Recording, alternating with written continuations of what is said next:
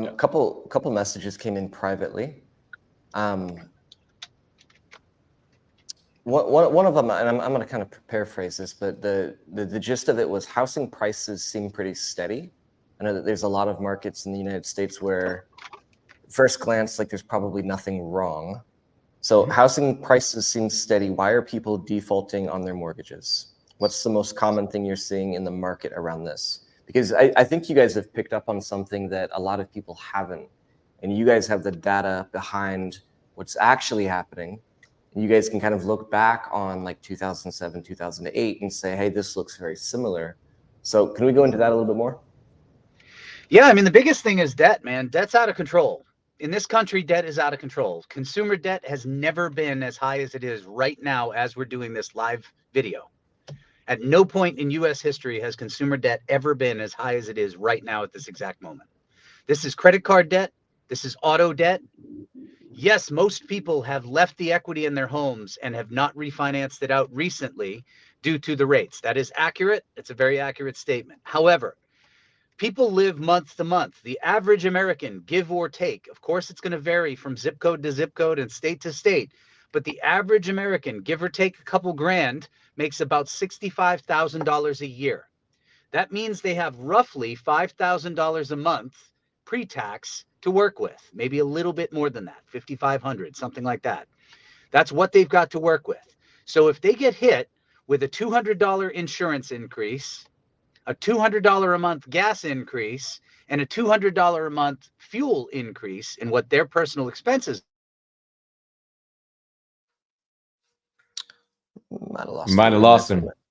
We might have lost him. I mean, it's basically where he's going, right? Is over 60% of households in the U.S. live month to month, and what's happened over the last couple of years? Yeah, they might have purchased a house, at 3% debt, in 2020 or 2021, and they might have overpaid 50,000 or 100,000 for that property, waived all of their contingencies, and then they didn't think about a year later the taxes, the insurance, those things go up based on the price that you purchased the property at. And we've been in a crazy time for inflation, right? So now we're talking about homeowners, even if they bought the property here in the last couple of years, having an extra additional six, seven, $800 a month in expense. And that is a lot to bear. We had a bunch of people that were already in the pre-foreclosure process before 2020, or do I say the C word, right? A bunch of people were in that process before March of 2020, when all of a sudden the entire country was told to stop paying their mortgage, stop paying their rent, stop doing all this stuff. In the meantime, the government was injecting trillions of dollars into the economy.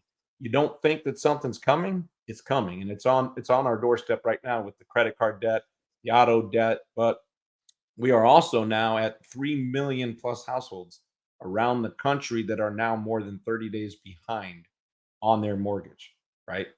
So you have people who have equity in their properties potentially, but that equity is trapped because the first minute you miss that first payment, you become unbankable. Your first call normally is to your mortgage broker to say, hey, I need to refinance this. I need to take some equity out. Can I get a home equity line of credit? And they look at you and say, nope, you don't meet our Nope. standards because you have defaulted, right? So now everybody that's running around saying that there's so much equity in the houses, the housing market and stuff like that, if you stop paying in 2020, right? And you're now in 2023, that equity is gone rather quickly based on the simple fact that you haven't made payments, but also with all of the penalties and all of the other things that come along with it. So there's a lot of reasons why we're about to come into a big 4 to 6 year cycle of pre foreclosures and needing to be able to provide solutions. This is going to be what I call an asset collection period.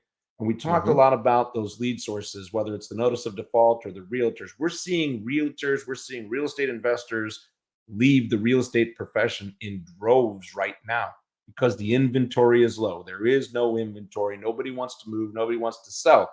Guess what's still there? As evidence of Williams' 23 years in doing this, pre foreclosures are always there in any market. So we're doing deals, we're doing business because we're solving that, and it's just starting to ramp up. Yeah. Christina asked about real estate agents. a couple of my, I've taken in 6 deals in the last 2 weeks, and they come from 2 really big real estate investment groups. One's a local turnkey provider, right, who has done over 300 houses a year for like the last 3 or 4 years.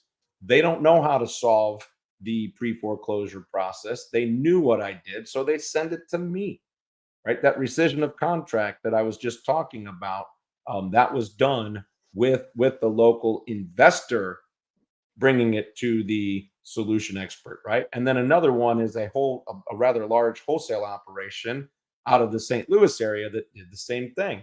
They know what we do and they know what we specialize in, so they're bringing those deals to us. So we are doing business when other people aren't doing business because of what we're focused on.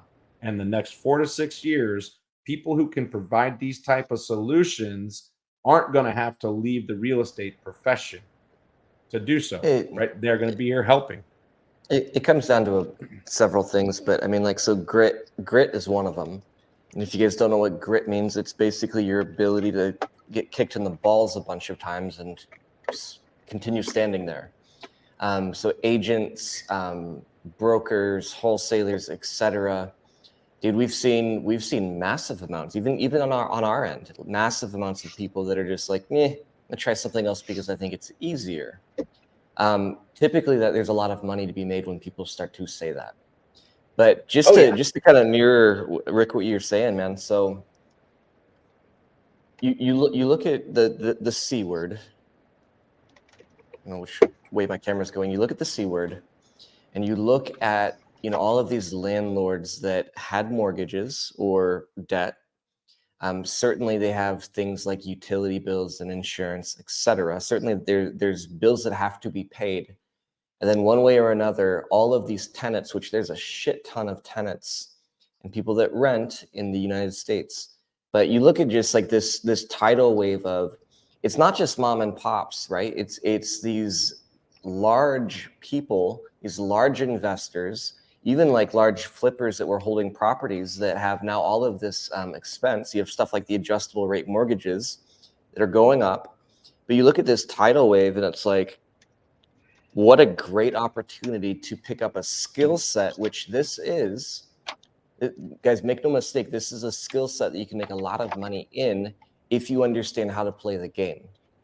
So I think it's a tidal wave. I do. I think there's going to be a lot of people that make a lot of money. There was in 2007, 2008.